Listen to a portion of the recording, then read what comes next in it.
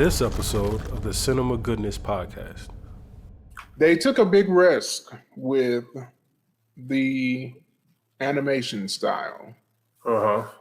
And when I was leaving the movie, I was thinking about a comparison in my mind between how this was produced and the end product for Into the Spider-Verse. Okay. So I want your opinion on the style of animation and a comparison between the two, and which do you think was the most effective? What's going on, family? It's Kahim and JP back with another episode. How you doing today, JP?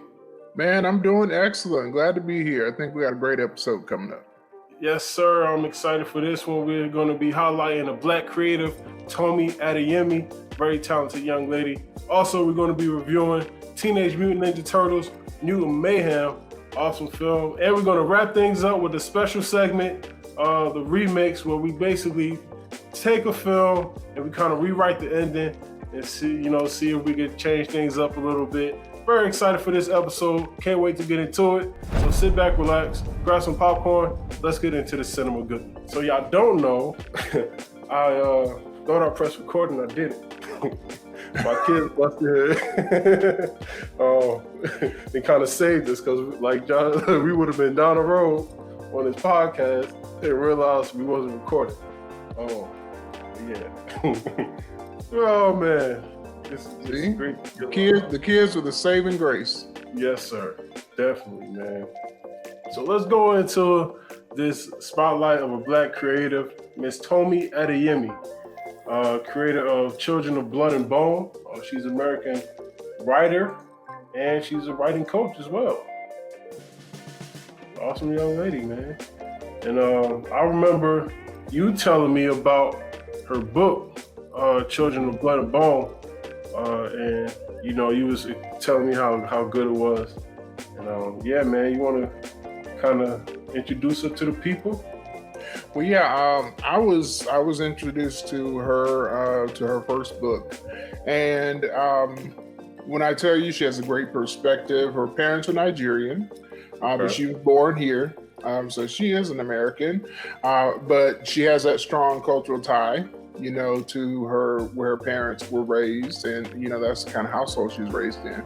But she has so many credits to her name as far as what she's been doing in the creative community, in writing. And her debut novel was I think this is the thing that drew me to her, as somebody who's working on my creative projects. Her debut model was Children of Blood and Bone. And crazy enough, in November of 2018, not November 2018, but in March of 2018, when that novel debuted, it went to number 1 on the New York Times Bestseller list in the young adult fantasy novel area. So I love it. And it's sci-fi. So if you don't know, it is a sci-fi fantasy type of, let me say more fantasy than sci-fi, because the characters are dealing with magic, but they are rooted in actual African beliefs. So we're dealing with the legacy of the Orisha trilogy is what this book is part of. And so she's, completing the trilogy. The next book is the Children of Virtue and Vengeance, and then the last one is Awaken the Magic. So great. If you are looking for a young Black voice, perspective to read, I have enjoyed it thoroughly. I'm going through Virtue and Vengeance right now, reading through that. But let me tell you, the thing that so impressed me the most about Tomi Adeyemi, after her book went to number 1, she had the biggest people in the business who wanted to work with her.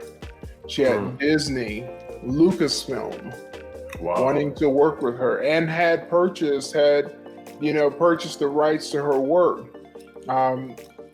but their their focus was in the wrong place. They did not want her to be the script writer. They declined to allow her those options, and they decided to focus on projects that many of which ended up being flops. So they decided to focus on, their Star Wars and all that kind of stuff. And because of that, their rights lapsed in 2021. Wow. So they ended up not getting the rights. Paramount came in, and since the rights reverted back to her, I think she learned a lesson. Yeah. Because in this deal, she has more control. She's able to be the script writer. So early 2022, Paramount Pictures acquired the rights for a guaranteed exclusive theatrical release, something that Disney and Lucasfilm were not willing to do. So Temple Hill Entertainment is coming in, and it's going to allow her, as part of the agreement, to write the script and be executive producer. This is so important. This is something that we have been kind of talking about in some of our previous podcasts, having that control. Would you sell if someone came to you? And I wasn't even thinking about this, and we scheduled to talk about Tomi Adeyemi, but this falls right into her story. You have the biggest in Hollywood, Disney. There's nobody bigger than Disney. Yeah. In this film. They have the deepest pockets, but their focus was on something else. And I say thankfully, because they weren't going to give her no control. Yeah. There's no telling what that would have turned into, man. Exactly. Exactly. That's exactly why I'm so happy when they lost their rights, since they chose not to do anything with it, and they lost the rights. When she came back to it, she was like, hey, I want to be involved. So I'm impressed by that. I'm big up in her, supporting her every time one of her new books comes out. I'm getting it because they're all good. I suggest you read them. If you hadn't started with the first one, you will enjoy it. Do it's on Audible. If you want to go Audible, it's very enjoyable to do it on Audible as well. But this is inspiration. She inspires me. What do you think, Kahim? Oh, yeah, it's definitely inspiring, man. I know how hard it is to write a book just off of that thing. You know what I'm saying? So to write one and to be, she's 30 now. She's in her late 20s when her book went to bestseller, man. That's a achievement on its own. And it was there for like 90-some days or something like 90 weeks or some crazy like that. So, yeah, man, it's very impressive. Very inspiring. Her story is a little inspiring too, because she's a first generation Nigerian. Parents moved over here to give her a better life. She moved to California and worked at a Los Angeles film production company. She decided to reduce her hours so she could work on a book. Right, the first book really didn't pan out that well, and that turned into Children of Blood and Bone. And that shot off like a rocket, man. So exactly, I'm always impressed, like when people, just go against the grain, because first from her, perspective, she was supposed to be like a doctor, a lawyer, engineer, things like that, and she went the creative route, and it worked out for her, man. So very impressive, man. I'm definitely gonna get into her books. Even if I had to do the audible thing, because I want to read it. And yeah, man, I'm looking forward to the film. Me too. I'm looking forward to that. Especially since she's going to be involved with it, being the EP and writing the script. That is super important. Yeah. Because say again? Would you characterize this as Afrofuturism? Because I know we talked about that for a while back. This one is not Afrofuturism simply because it's not futuristic at all. So the way the characters are set up, it's almost like you're still in a colonial type setting. So they're not set in the modern time. So you're dealing with her tribe of people, which she's telling the story of, are people who dealt with magic and they had powers, and they had all these different groups. So you had some people who had a fire power, some people who had a power that was like death. You have some people who have power of water, but they were being oppressed by the people who were like the upper caste.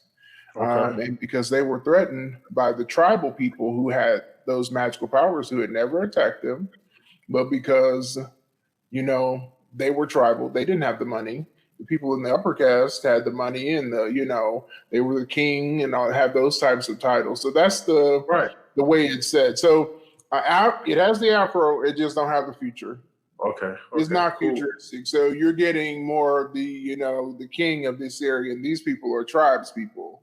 Living in huts and small villages and still, doing, fishing and farming and things like that.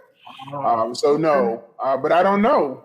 I haven't finished, I'm working on the second book. I don't know where the third one will go. I don't think it's going to take us that far, but it's really good. I mean, there's great battles. There's love involved in it. A really wide ranging story like this is going to have love in there. But also it's going to have, the fighting, and it's this epic battle between good and evil. But there's also this battle between the have and the have-nots.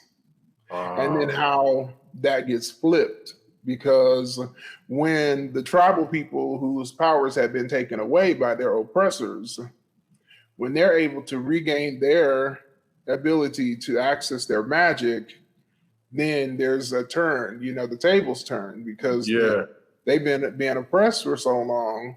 There are a lot of people who want to just, kill the other upper caste to take control. But let me not, don't say I'm about to spoil it. But let me say, I haven't spoiled it. It's a good book you will enjoy.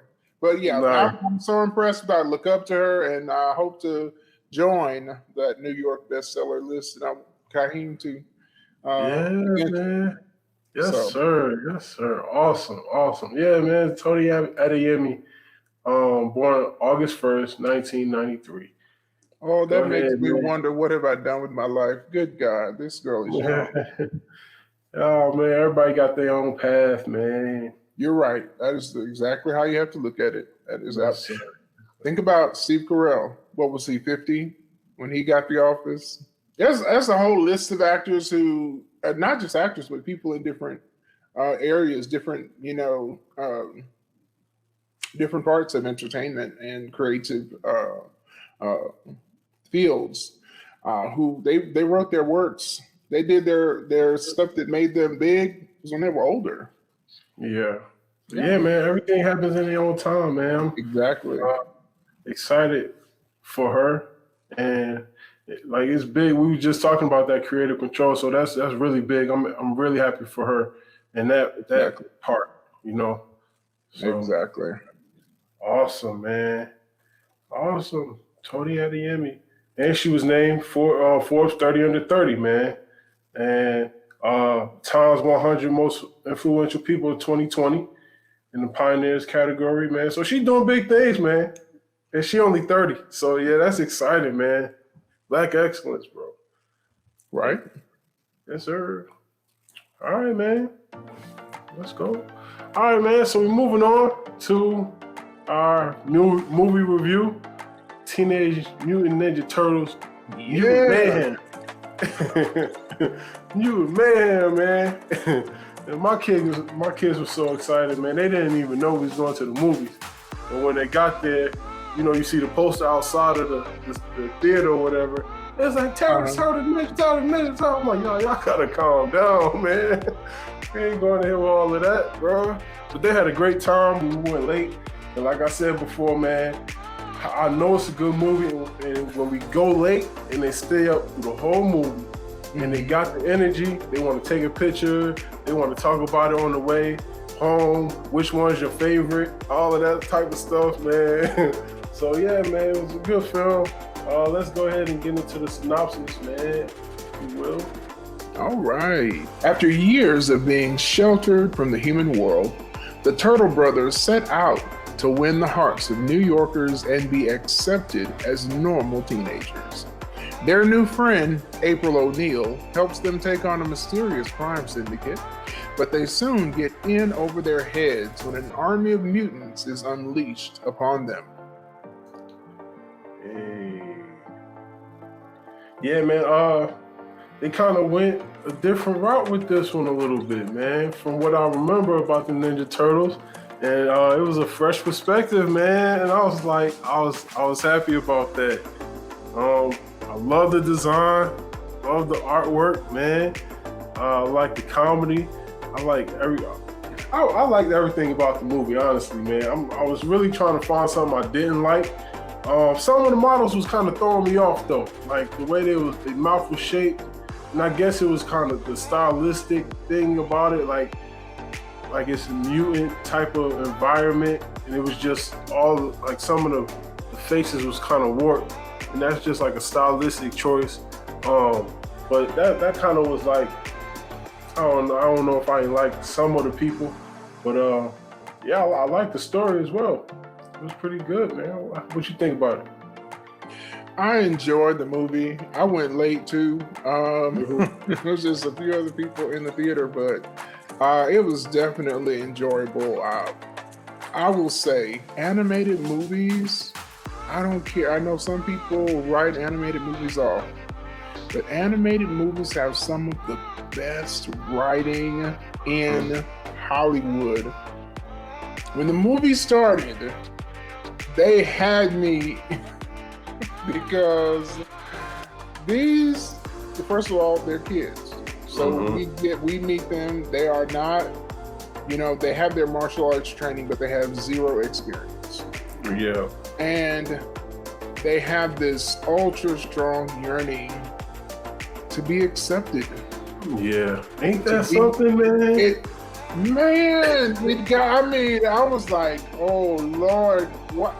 This movie is coming at my emotions in the first few minutes, man. Yeah. I was like, see, got to put some more walls up. Y'all getting that too quick.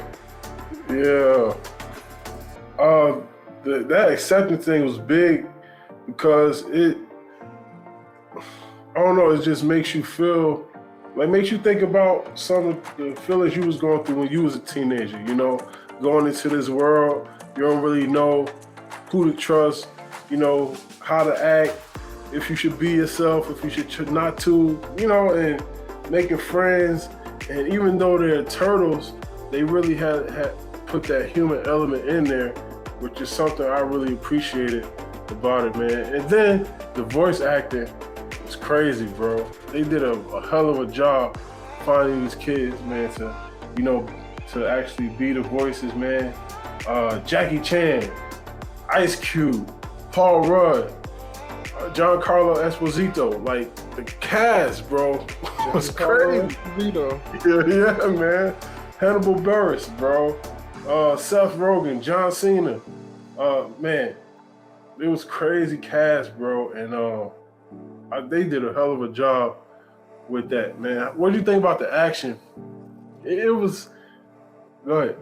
No. You go ahead. No, it was. It took a while for us to get there, but once they got to the action, I want to know your thoughts about it. I think that they wanted to give us the story. I can see there's at least 3 movies coming. This is just the beginning, and I think they probably have 3 good movies because we're coming in so early in their lives. But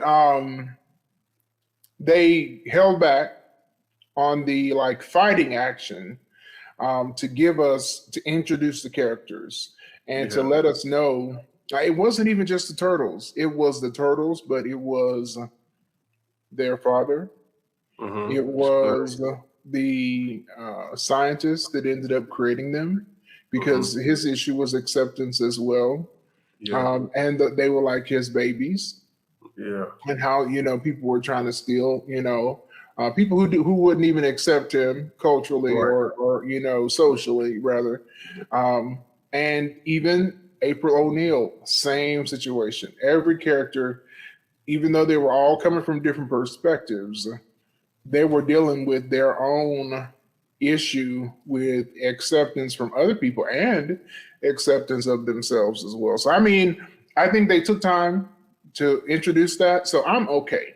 that they didn't hit us in the face with action from the very beginning, because that would have, like you, a really good quote from the previous podcast, it would not have served the story. So doing it the way they did it, delaying the action, served the story really well. And when we get to the action is great. They did a good job of interspersing their different personalities. Because of course each turtle has his own personality, but then there's humor in there as well. And so you see action, funny. I mean, you're seeing all these different things, and it doesn't feel forced. Because I know some, you know too, some of the modern movies have really tried to force humor. It felt natural. It was enjoyable. So I enjoyed the action. Once it started, it was good. It wasn't necessarily predictable, but I enjoyed it. Nice. Especially for what is a kids movie. Anyone can enjoy, but it is a kids movie. Right.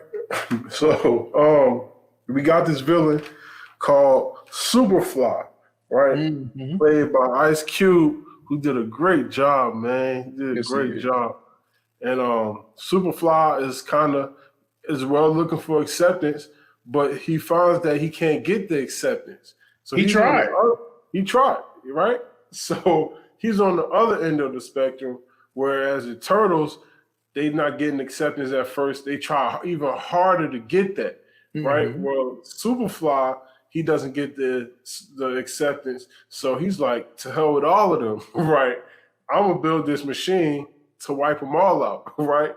So that's kind of his point in the story, to kind of be like that antagonist to, I don't even want the acceptance no more. I'm about to create a new world. And we talk about this God complex a lot. He kind of had a God complex towards the end of the movie, like nothing can stop me, nothing can beat me. And, the Turtles came together and did what they had to do. I like Jackie Chan. See, usually Splinter, from what I remember, he's not as comical, you know what I'm saying? Or as lighthearted. I'm going to say lighthearted. But they did a good job of giving him a little bit more persona this time around. Like, usually he's just like this cold, stiff, all about the art, or he's just like real meek until it's time to get busy. But this one, he was really putting himself out there as like a father figure, man. He was trying to have fun with the kids, do different things with them. And but also he was harboring them. He was kind of holding them back. And he kind of realized that towards the end of the movie. And they had a lot of good points in this movie, man, about not even just acceptance of other people, but accepting change and things like that. And I like I said, I was once I saw my kids just excited about it, I said, oh yeah, this movie did its job, bro. I think that you're seeing a Splinter earlier, just like we had the Turtles earlier. The Splinter that we know that you described, he hasn't gotten there yet. Yeah. I think once they commit and know that they're going to be potentially risking their lives to save people, because this is just the beginning of them getting into this. We're seeing the father Splinter, being overprotective, not wanting his kids to be hurt or just, milked. You're right. by the humans, which is just hilarious. That is when you see this, when they get to that machine, he's like, what does that machine do? They're like, don't worry about the machine. That machine says it milks. Right. It's hilarious. But that was funny. So I think we're seeing him earlier in his development as well, because the Splinter we know is so committed to fighting crime, as leading the Turtles. He's not really as worried about trying to protect them. He knows they can protect themselves. But right now we're seeing Father Splinter, and I think that his arc will change over time as they continue to fight threats in the upcoming movies. I like the way they did that, because I was thinking the same thing. I was thinking about how it's different than what we're used to. but I was just coming to the understanding we're just earlier. We're meeting the genesis of these characters. Right.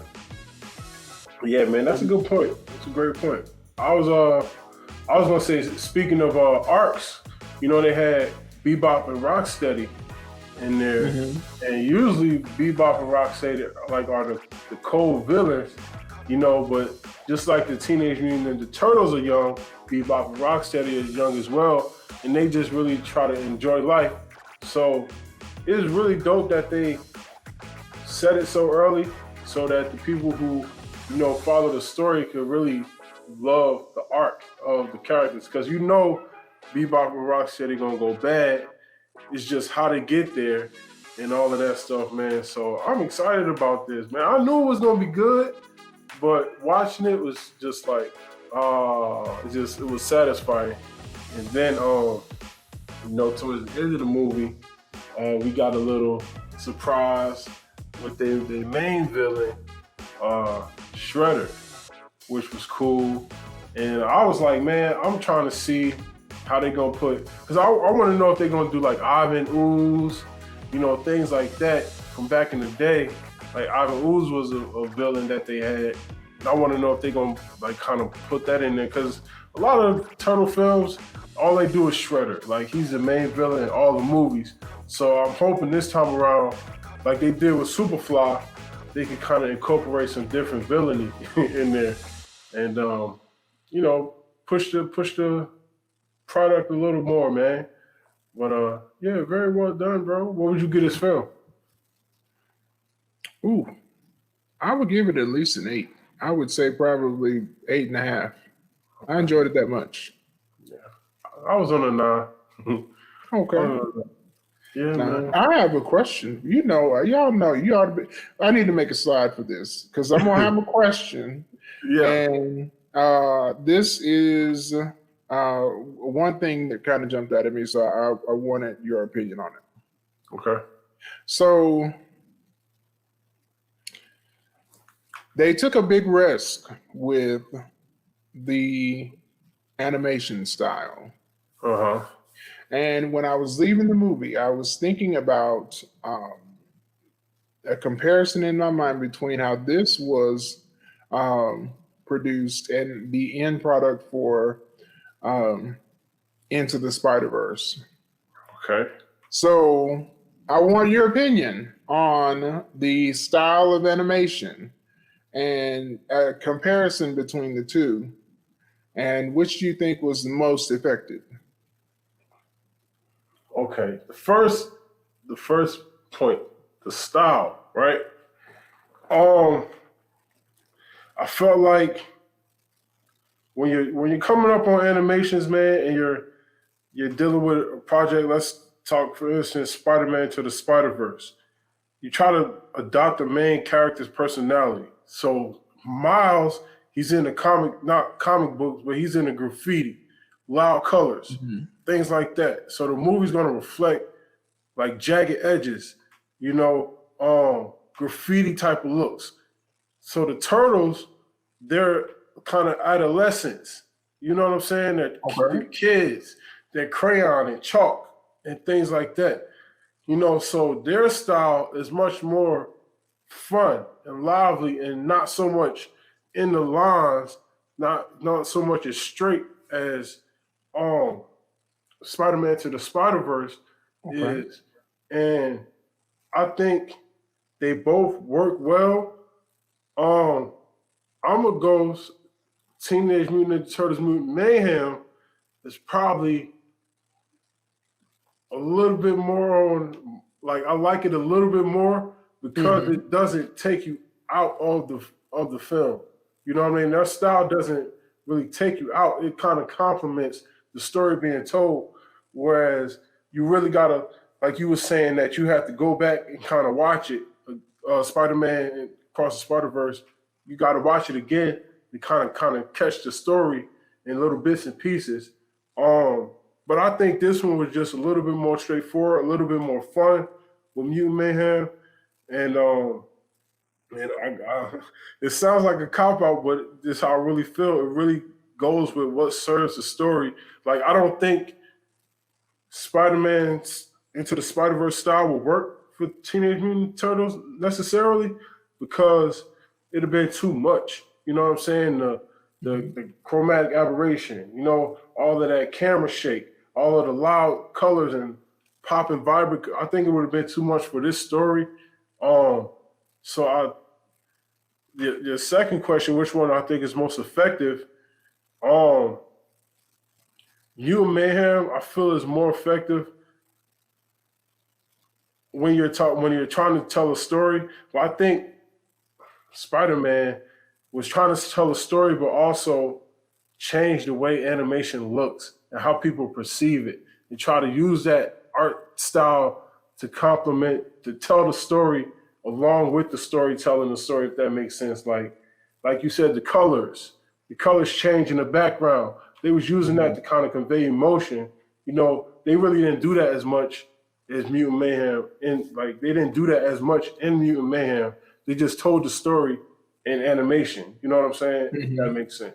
So that was kind of long-winded. I don't know if I really answered your question, but no, you did. You did. I feel like that Spider-Man Across the Spider-Verse, I don't know what the production schedules were, but I feel like, as just a viewer, that inspired Mutant Mania a little bit. Mm-hmm. I feel like, but you're right. They don't do the same thing. Yeah. I also agree with you. I feel like that Teenage Mutant Ninja Turtles. Oh, it's not Mutant Mania. It's Mutant Madness, right? It's Mutant Mayhem. Oh Lord, I've been given a whole different name. Mutant Mayhem. So, yeah, I think that it was more effective, and it's specific, and specifically for the reasons that you mentioned, because I don't feel like at any point, and I was thinking about this, I literally thinking about this on the way home from the movie. I didn't feel at any point during that movie that the background was taken away from the foreground. And that was my only knock on Across the Spider-Verse. There were some scenes where so much was happening in what you call the chromatic aberration. You know, all the technical stuff that I don't know. So much was happening in some of the scenes that it took me out.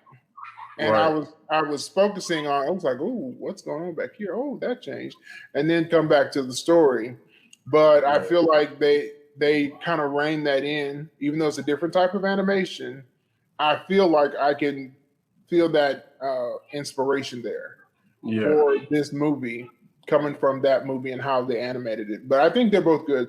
Please don't take this as a slight against Across the Spider-Verse. I thought I said, I was going to ask you about that because I thought that was interesting, the direction they went. Yeah, they almost wanted to, even though Across the Spider-Verse had that comic book feel and the graffiti. Now, the graffiti part you brought out, first time I thought about it like that. That Miles, being a street kid, might be into graffiti, and that's kind of what inspired. I didn't even think about it like that, so that's a good point. But most definitely, I like the way that it felt like it was 2D and 3D at the same time, because there were things like you would, like a light bulb would come on and you'd see like the squiggles around the light. I thought it was cool the way they did it. I enjoyed it in this movie. It never took me out. And when they went into the action, it was moving. It was interesting visually. So I'm pleased with that part. I got another question though, and I want you to answer this one. Okay. What do you think about A-list actors taking over voice acting roles in a lot of these movies, which you used to get some of the most talented but largely unknown voice actors? Because if you named them from the beginning, you can't get names bigger than those names. Right. Doing voice acting, many of which really don't have a lot of voice acting experience. They just have a unique voice that they use. So what do you think about that? It's kind of like, because they got Post Malone in here, which was, I think he was the Ray Fillet, I don't know.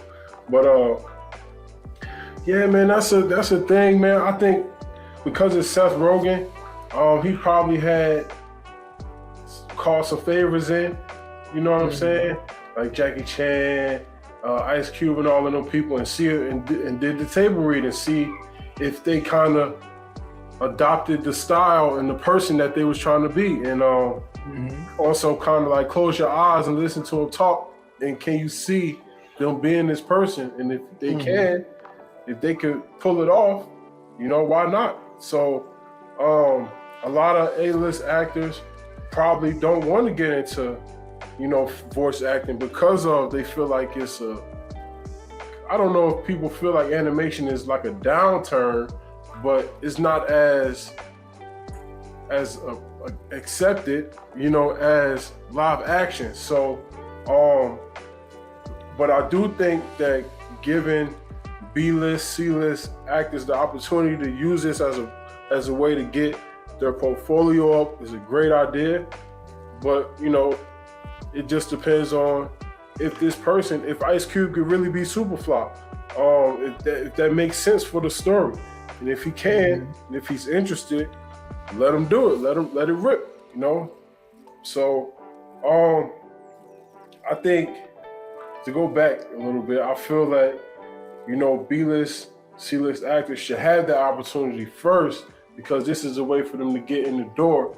But if you can't find nobody to do it, then you call on your heavy hitters and see if they, you know, see if they're interested. Listening to everybody, I think they did a really good job. I'm trying to feel like Michelangelo was kind of like my favorite one, because he's the one that sounded most like a kid. But, you know, all in all, I think everybody did a decent job.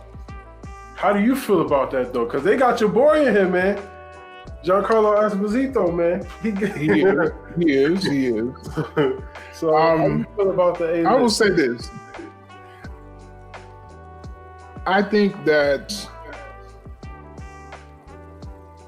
having too many A-list actors in a movie, even if it's voice roles, can be a negative to me. I think some people automatically see that and they worry, is there a good script? Or is the movie trying to, benefit from all of these different A-list actors? I also think this. There are some people who we don't even know their names in voice acting, but they have so many voice credits that it would really shock you how good they are at their job. So this is not a knock against them using A-list actors. I feel like that has a place, but I would say it has to be the person that it couldn't be anybody else, because it wouldn't be that character anymore if it was a different voice. Like, let me give you a great example. Finding Nemo. Dory is not Dory without Ellen. Regardless of the fact that people have turned against Ellen, there is no Dory. I don't care who you put there without Ellen, because Ellen is that quirky, weird type person who can bring that to her way of being comedic to that. And it's something that we know, and it made Dory like a beloved character. So in this movie, I would say Jackie Chan is the best fit of all of the voices. Okay. I could have accepted very experienced, unknown voice actors in every other role, and I would have enjoyed the movie just as good. That is no slight against Ice Cube. I don't think that even though I think he did a great job, I don't feel like the character of Superfly needed Ice Cube. And the only I mean, when I think about those characters, man, that person made that character come alive. I'm not saying he didn't, but I'm saying that he wasn't required. Right. And I mean, I'll take my lumps for that. I'll take my lumps. That's just how I feel. I definitely feel like Jackie Chan's character, he made that character who it is. And when hopefully we get the older version of him, he's going to be spot on. Right. Because you will be able to see, you felt his fatherhood, but you're going to be able to feel him being the sensei and the leader. You're going to feel that too, because he can go there and make that character. That's what I feel like he was the only one that, to me, and I agree. Who was the character that was voicing Michelangelo? Michelangelo was Shimon Brown Jr. Shimon Brown Jr. Young black kid. Okay. I felt like he nailed his voice part too. Yeah. I felt like, now this is a knock that I'll give. I felt like the other voice characters for the Turtles could have been stronger. I'll give them that. Yeah.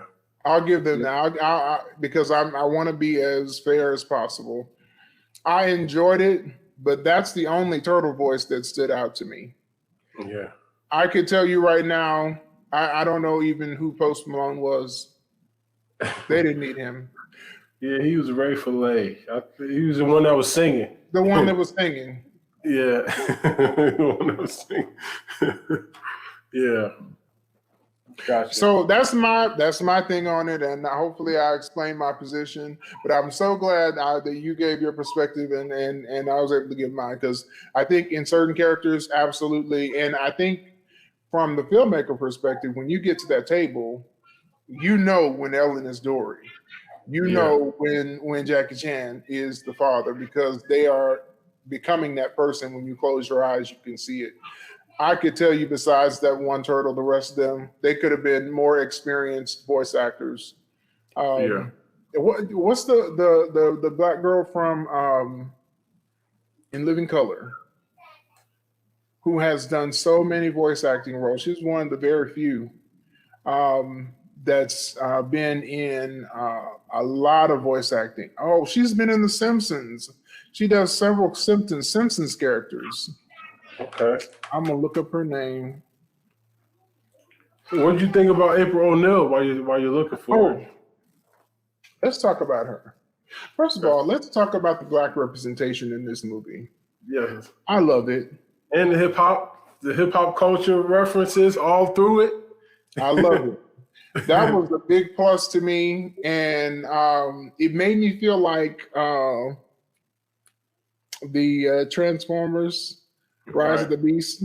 I felt that in this movie. I felt like making her this awkward black girl was good, because she did a great job. I need to look up who was the voice actress for her character. I'm sure once you see it, you'll be able to. I can't only put her name like that. Don't disrespect you like that, sister. Right? I think I saw her name. She does. It's a pretty difficult one. I don't remember it though. But yeah, she did a good job in her character. But she's just a voice actress that we don't know. Yeah. Right. Yeah. So I really felt like she did a good job. That vomit scene, it was hilarious, bro. It was hilarious. And they made it just look so it was terrible. It was good and terrible at the same time. Yeah, man. That was funny though. That was hilarious. And I thought she was gonna make it when she got on the news. She got it all out, but then she got it all out. But yeah, I enjoyed it. Yeah, it was a good film, man. Please see it. Take your kids. Yeah, right. Me personally, man, I can't wait until it come out on TV or streaming somewhere, because I'm gonna watch it a couple times, just for to look at them, to look at the style and everything, bro. It was just really inspiring, bro. That's the remix. So we're moving on to our remix segment, aka rewrite the ending, where we take a movie and if we didn't like the ending, kind of rewrite it. And this week we chose Unbreakable by the infamous M. Night Shyamalan. Yeah, infamous. M. Night Shyamalan, man, he's a unique writer. I'll say that. I'm not going. People have their thoughts about him. People don't like him, but I just say he's a unique writer. He has a unique perspective, and for him to be definitely willing to take risks, man, he can't be all that bad. It's just a unique perspective. He's a risk taker. But at the end of Unbreakable, I kind of felt like one thing that stood out to me. I kind of wanted to know what happens if he got shot. Because his son was holding a gun to his head, basically, in the kitchen. So this is kind of what I wrote. I don't know.